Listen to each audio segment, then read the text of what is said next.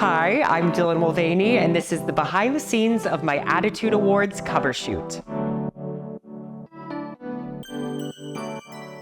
I'm starting to make friends in London, which makes me so happy. Joe Locke from Heartstopper is a good friend, and I think that it's so sweet. There will be young kids that will come up to me on the streets here, and they're very polite, and they kind of keep their head, "Do you mind for a picture?" And it makes me smile so laugh, because over in America, you know, people kind of will just run up or grab you, and people have been so lovely here.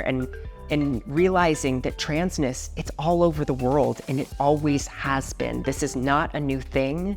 And so same for, you know, gender non-conforming humans. This has been around for thousands of years. So we need to honor that, and we need to realize that this is not a geography-specific issue. This is something that exists everywhere. What is a vision board, and how has it affected my journey? Well, 2023 vision board went pretty viral on TikTok this year, and that's because I printed out all of the things I wanted to accomplish this year, and surprisingly, a lot of them have happened. I think that it's just great to have a reminder, especially in your work area. I wake up every morning, I go into my office, and I see all the things that I'm dreaming of and that I want to make happen. And I think those little pleasant reminders are a really great way to strive for what you want. And I also shared it publicly with everyone because I wanted other people to see that they could make something like this happen. And even some of the people that saw my video were like, "Oh, let me help you with this," or "Let me connect you with this person." And I have almost checked off, I would say like 70% of the vision board. It's only October, so we've got some time. My favorite show is probably Wicked. It's such a classic. I've seen it probably 13 times.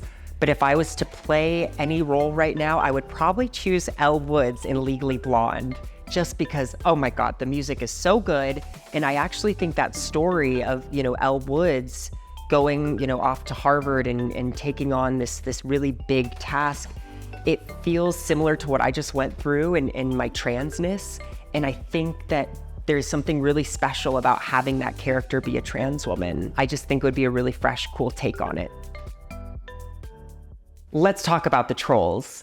This is what I've gathered from the people who leave just hateful comments or unproductive opinions under my videos and in my DMs.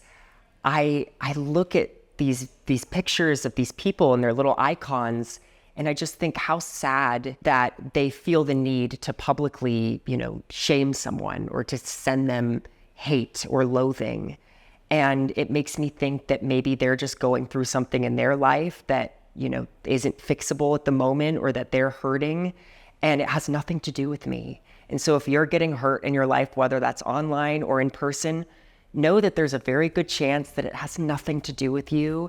And maybe, I know it's a hard thing to do, but if you can send that person just a little bit of love, because they're going through it, but hopefully, eventually, they will grow out of that phase and maybe see you as a really cool, lovely person. And that's what I'm hoping for.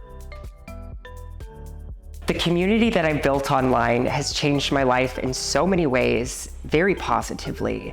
And I think what's so cool is that bringing these 12 million people all into my life in this past year has shown me that there are good ones still out there, and that there are people that are willing to learn and to listen. And there's so many queer youth out there that need people and adults to look up to realize, oh my gosh, that I can live a happy and healthy life.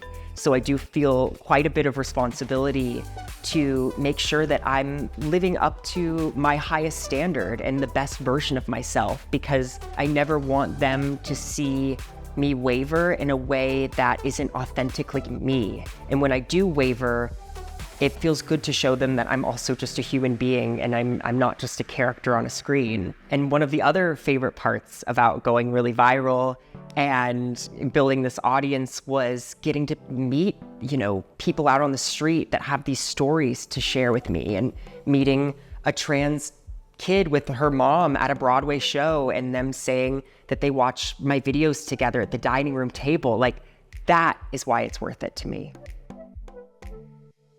To win the Woman of the Year at the Attitude Awards tonight, I can't even begin to tell you how crazy this is. I think just 560 days ago, I posted my first video coming out online. And now here we are in London, my favorite city in the world. And not just because I love the accents, but because it's such a friendly crowd and such a lovely, inviting, welcoming community here. And what I think is so difficult is that, transness is still under attack here just as much as the United States. And that's why I think tonight we really do have to stand together. And I think a win for transness in the UK is a win for transness in the US and vice versa. And as far as in my womanhood, I think this is just the beginning. And what a great way now to go forward into the world thinking, okay, what is Woman of the Year behavior as far as conducting myself? It's such a gift, this award, after such a few months of trauma and darkness, that it's a reminder for me to keep going because there are people who see me in my truth. And that's a gift. And I just thank you so much, Attitude.